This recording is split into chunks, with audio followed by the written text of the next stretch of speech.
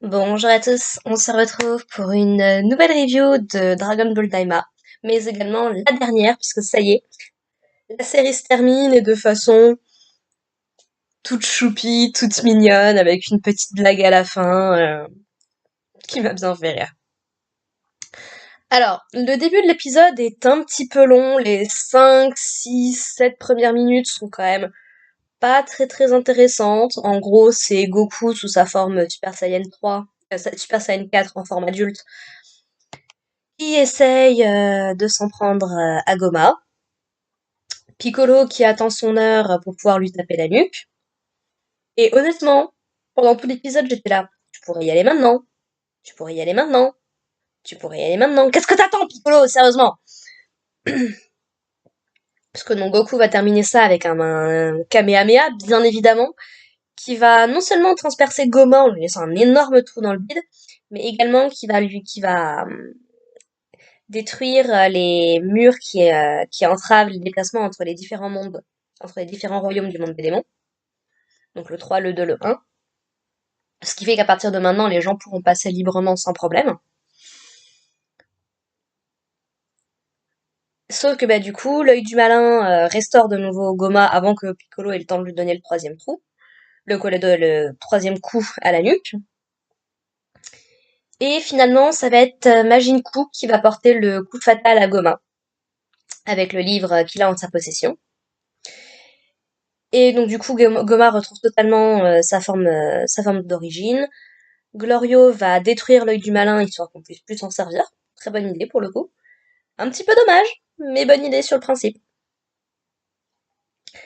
Et suite à ça, voilà, Goma, Degetsu vont se faire enfermer dans une espèce de petite jarre, apparemment qui a tout confort à l'intérieur pour les 100 à 99 prochaines années. Voilà, ils sont prêts à réduire d'un an puisqu'il a pas essayé de tuer Dende, donc admettons, un an de pitié. Voilà, voilà. Et alors je ne sais pas du tout, il y a un rapport, mais ça m'a, puisque l'épisode ne le précise pas. Apparemment, les personnages ont l'air de reconnaître un truc. En tout cas, ça les fait réagir. Mais du coup, ça m'a beaucoup rappelé, alors je ne sais plus du tout comment ça s'appelle, mais la technique qu'avait utilisée Kame Sennin pour enfermer Piccolo Daimao il y a très longtemps. Donc je sais pas du tout s'il y a un rapport, mais comme on sait que Piccolo Daimao était un Majin, ce serait pas déconnant qu'il y ait un lien. Voilà, je trouverai la petite référence, ma foi, fort sympathique. Et du coup, donc Neva finit par instaurer une règle, comme quoi c'est la personne qui a battu le roi démon qui prend sa place. À la base, Kaioshin voulait donner cette place à Rinsu, puisque au final, bah, c'est quand même elle qui les a aidés, qui a trouvé comment faire. Mais suite à la règle de Neva, bah, vu que c'est Majin Buu qui a porté le dernier coup, bah, du coup, c'est lui qui devient le nouveau roi des démons. Et il accepte complètement. Il nomme Arinsu comme sa vice-reine, donc c'est-à-dire que s'il devait lui arriver quelque chose, c'est elle qui prendrait le relais. Il nomme Majindu comme ministre. Il nomme Glorio, il nomme le père de Pansy, il nomme Neva et Maba, enfin la vieille qui a créé Majin Buu. Bref, il fait quelques petits ajustements. Et Neva, vachement surpris, qui se dit, mais si ça se trouve, il va faire un bon job, en fait. Et oui, on avait remarqué qu'il n'était pas nécessairement le plus puissant de tous, mais qu'il avait des connaissances, de la stratégie, une intuition qui était plutôt bonne. Donc du coup, voilà, tout est bien qui finit bien. Et nos personnages, du coup, font leurs adieux au monde des démons, donc voilà, en récupérant deux, trois trucs sympathiques sur le chemin.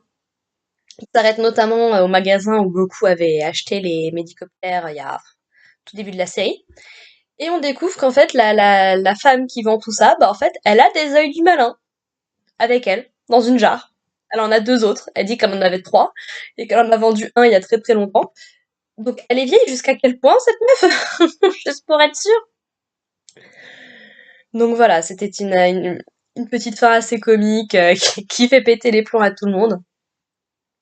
Voilà, voilà. C'était ma foi une petite fin toute sympathique et on voit du coup dans le générique de fin les autres personnages un peu plus secondaires qui retrouvent leur âge d'origine, donc Kame Sennin, Chichi, ça m'a fait beaucoup rire parce que on voit en fait qu'elle était sur une espèce de comment appeler ça? Pas une estrade, mais une espèce de tabouret en fait pour pouvoir atteindre l'évier pour pouvoir faire la vaisselle, mais finalement, du coup, comme elle a récupéré sa taille, ça m'a bien fait rire.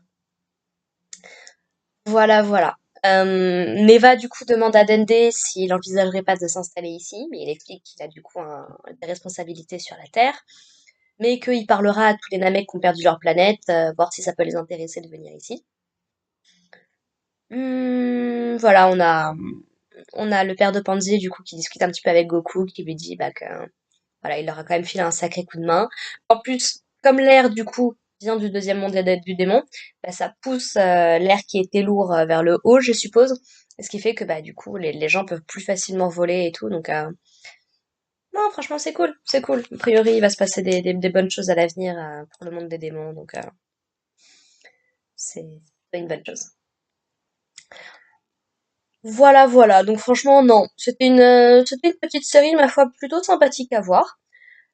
Je le rappelle, mais n'étant pas une fan hardcore de Dragon Ball, je connais pas le lore sur le bout des doigts, donc je m'offusque pas nécessairement qu'il y ait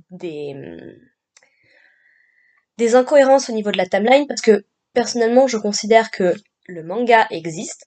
Tout le reste, c'est du spin-off qui peut être décanonisé ultra facilement. Parce que, encore une fois, Dragon Ball GT, c'était la première suite à Dragon Ball à l'époque. Et pourtant, après, on avait Dragon Ball Super, là, aujourd'hui, on a Dragon Ball Daima. Voilà. Ce qui me fait beaucoup rire, d'ailleurs, c'est que Goku nous explique, pour justifier, du coup, le Super Saiyan 4, que oui, il s'est beaucoup entraîné depuis son combat contre Boo, alors que ça doit faire 2 semaines, quoi, que le combat s'est terminé, mais qu'il n'était pas sûr que ça marcherait, machin et tout. Ce que je trouve pour le coup complètement débile. J'aurais largement accepté le fait que bah, c'est Neva qui a trifouillé un petit peu avec son ADN pour révéler ses origines d'Ozaru. Parce que c'était un petit peu le délire avec le SSJ4 à l'époque de GT, quoi. Donc, bref, qu'est-ce qui est canon? Le manga. Le reste, on s'en fout. Voilà. Donc, non, voilà, c'était une petite série, ma foi, bien sympathique pour cette saison automnale-hivernale. Et puis bah, je suis en train de réfléchir du coup à quelle nouvelle série va prendre la place de Dragon Ball sur la chaîne. Je me tâte encore, de toute façon je vous tiens au courant, ne vous inquiétez pas là-dessus. Voilà, voilà. Sur ce, bah écoutez, merci de m'avoir écouté jusqu'ici. N'hésitez pas à me dire ce que vous avez pensé de la série, de cet épisode, ou de toute autre chose. Je fais d'autres trucs sur la chaîne, donc si vous me découvrez avec ces vidéos-là, n'hésitez pas à aller jeter un petit coup d'œil, il y aura peut-être des trucs qui vous intéressent. Et puis bah en attendant, voilà. Portez-vous bien. Et puis à plus tard. Allez, bye.